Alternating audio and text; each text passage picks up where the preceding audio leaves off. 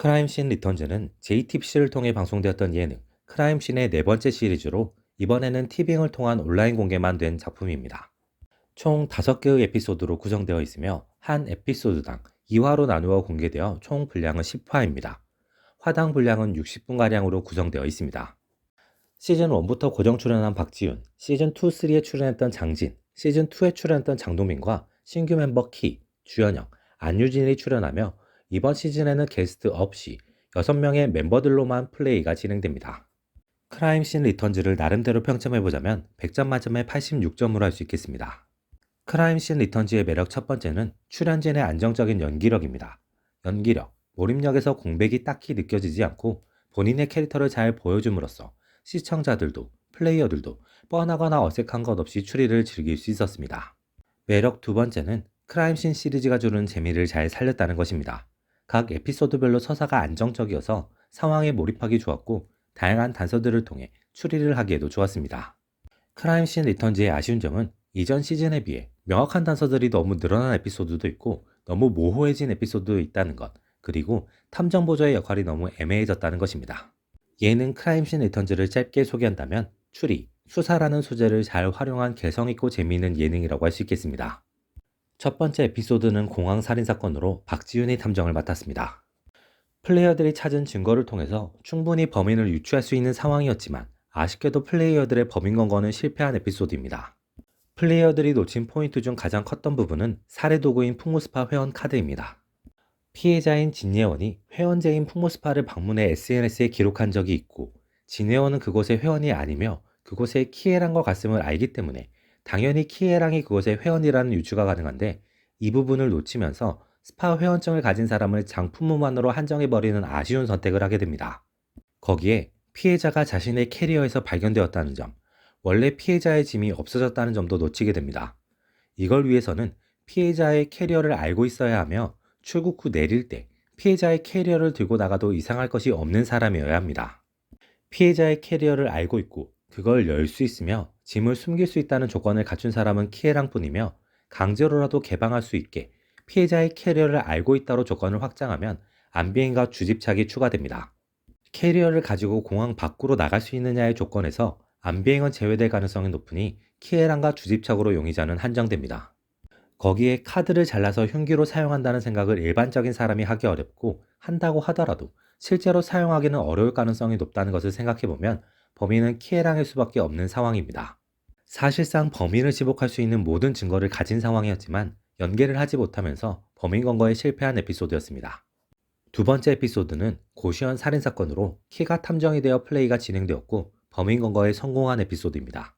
시청자의 시선에서는 첫 번째 에피소드와 다르게 결정적인 증거를 찾는 데 실패했으며 유추할 수 있는 단서는 나왔지만 그 단서를 주의 있게 살피지 않으면서 정황만으로 범인을 유추했어야 하는 에피소드입니다. 장희롱을 범인으로 지목하기 부족했던 단서가 피해자들을 고시원으로 불러들일 수 있는 방법이 없다는 것이었고 박주인을 범인으로 지목하기 부족했던 단서는 대출과 팔에 집착했으면 왜 장희롱을 죽이지 않았느냐였습니다. 장희롱을 범인으로 의심하게 만든 단서는 난임센터 원장으로 인해 태어난 아이들이 88년생이라는 것, 장희롱이 그 원장에 대한 분노를 심하게 가지고 있었으며 그로 인해 원장의 자손을 없애고 싶어 한다는 것이었습니다. 박주인을 범인으로 의심하게 만든 다서는 칼을 이용한 살인과 시신절단에 유리한 기술을 가지고 있다는 것, 불법 대출을 효과적으로 이용하기 위해 실종을 이용할 수 있다는 것이었습니다. 플레이어들이 발견했지만 놓친 다서는 장희롱이 흔신소를 이용하고 있었다는 것, 태운 문서가 장희롱 본인의 것이 아니라는 것입니다. 플레이어들이 발견하지 못한 결정적인 단서는 장희롱이 흥신소를 통해 알아낸 주소로 보낸 초대장이 있었다는 것, 장희롱이 자신의 몸에 스스로 새겨넣은 숫자 10이었습니다. 초대장을 통해 장희롱에게 부족했던 피해자들을 불러 모은 방법이 충족되었고 자신의 몸에 스스로 새겨놓은 숫자 10을 통해 범행 동기가 완벽하게 형성되면서 범인임이 드러나는 방식이었습니다. 초대장의 경우 발견됐다면 장희롱을 의심할 수 있는 가장 강력한 증거였으며 결과적으로 마지막 탐색 시간에 발견되며 장희롱이 범인으로 지목되는 데 큰 역할을 하게 됩니다. 다만 몸에 있는 숫자는 애초에 쉽게 떠올리거나 있을 것이라는 기대를 하기 힘든 단서였어서 배치가 적당히 했는지는 의문이 들기도 합니다. 세 번째 에피소드는 법원 살인 사건으로 장동민이 탐정으로 플레이했으며 결과적으로 범인 검거에 성공하게 됩니다. 핵심 증거들을 발견하는 데 성공했고 타임라인에 따른 동선이 명확하게 만들어지면서 유력 용의자들을 확실히 구분할 수 있었던 에피소드입니다. 살인의 독극물을 사용했다는 것, 피해자에게 알르레기 반응이 나왔다는 것, 누군가 고의로 소동을 일으키고 그 사이에 살인을 저질렀다는 것이 조합되면서 비교적 명확하게 범인이 가려진 화였습니다. 독극물은 모두가 소유 혹은 사용할 수 있었으나 사용 흔적이 있었던 것 혹은 사용되었을 가능성이 있었던 것은 주변호의 침과 안기자의 주사기였습니다. 하지만 누군가가 고의로 소동을 일으키고 그 사이에 잠입했다는 것, 이미 검증된 안기자의 동선, 피해자가 어패류 알르레기를 가지고 있었다는 점을 통해 주변어가 사실상 범인으로 유력해졌습니다. 전반적으로 단서의 배치나 흐름이 가장 흥미롭게 만들어진 에피소드였고 사망한 피해자가 악인이 아닌 거의 유일한 에피소드가 아닌가 싶습니다. 네 번째 에피소드는 교주 살인 사건으로 1945년을 배경으로 하고 있으며 안유진이 탐정으로 플레이했고 범인 검거에는 실패한 에피소드입니다. 발견된 정황 증거는 많았지만 직접 증거가 비교적 약했고 그로 인해 추리의 길이 너무 많았던 에피소드였습니다. 특히 모든 증거의 핵심이 총독부 건물을 가리키고 있는데 그곳이 직장인 장의사가 유력하긴 했으나 김행신 역시 그 건물을 사건 직전 이용했음이 드러났고 그 상황을 애매하게 감추면서 흐름이 크게 흔들리게 되었습니다. 결과적으로 발견된 것 중 핵심 단서는 총독부에서 온 휘발유와 횃대였습니다. 밤이면 신도들이 밖으로 나오지 않는다는 것을 활용해 불을 켜고 이동해도 들키지 않는다는 것, 교주가 없는 시간을 활용했다는 것 정도입니다. 장의사는 이 모든 조건을 만족하고 김행신의 경우 휘발유와 횃대가 있었다면 수장고에 들어갔을 때 어둠으로 인한 실수를 하지 않았을 것이라는 추가 추리를 하면 어느 정도 용의선상에 벗어나는 상황이 만들어집니다.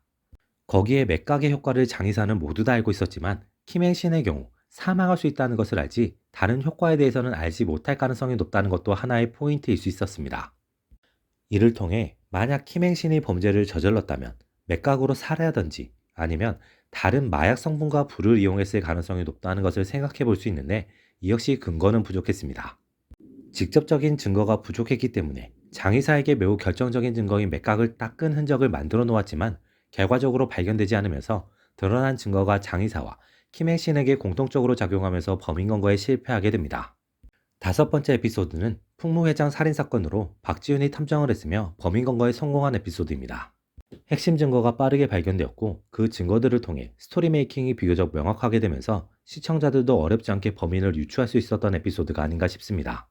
신교주가 살아있고 안티에이징을 통해 젊은 외모로 새로운 신분으로 풍무를 뒤에서 조종했으며 이제는 본격적으로 풍무의 전면으로 나서기를 했다는 것을 통해 신원이 가장 애매한 사람, 풍무에 갑자기 등장했으며 고위직이라는 것이 포인트로 작용하게 됩니다. 거기에 곽유진의 출생 자체가 흔들리는 증거가 발견되면서 가장 유력한 용의자가 되어버리고 다른 용의자에게서 그만큼의 증거가 나오지 않으면서 검거되어 버립니다. 이번 에피소드를 통해 크라임씬 리턴즈의 모든 에피소드가 하나로 연결되며 나름의 세계관을 갖추게 되는 구성이 완성됩니다. 이를 통해 지금까지도 활용되는 장흥신처럼 이번 시즌의 인물이나 사건이 더 크게 다음 시즌에서도 활용될 가능성이 있어 보입니다.